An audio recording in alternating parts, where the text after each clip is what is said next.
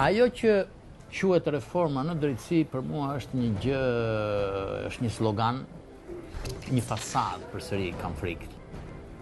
Pra reforma duhet filluar ndryshe.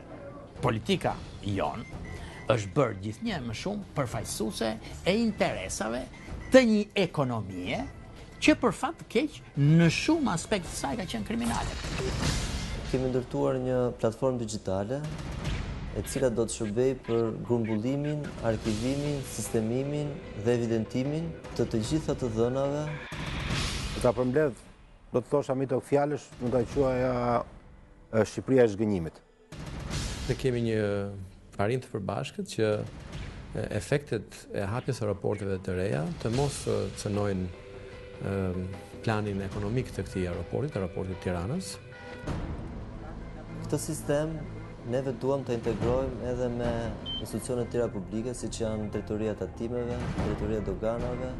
Dhe kur them Shqipëria e zhgënjimit, këtë nuk e lidh vetëm me zhgënjimin nga ato çfarë mazhoranca aktuale premtoi dikur, por Shqipëria e zhgënjimit sepse do të themi mund të konstatoj që kemi bërë hapa prapa në ekonomi, vendi ka pasur një ekonomike të papërfillshme, investimet publike janë në kotat më të ulta që kanë qenë ndonjëherë, investimet e huaja janë natyrisht zero.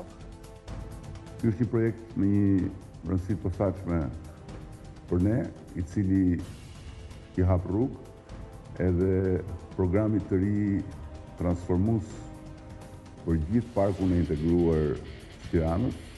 Ekonomia kriminale, dora dorës, hyri dhe kapi politikën, kapi mediat, dhe Shqipëria është sot në këtë sistem. Dhe të vendosësh drejtësi, për mendimin tim, do të thotë që të transformosh pra edhe këtë lloj sistemi në tërësinë e vet.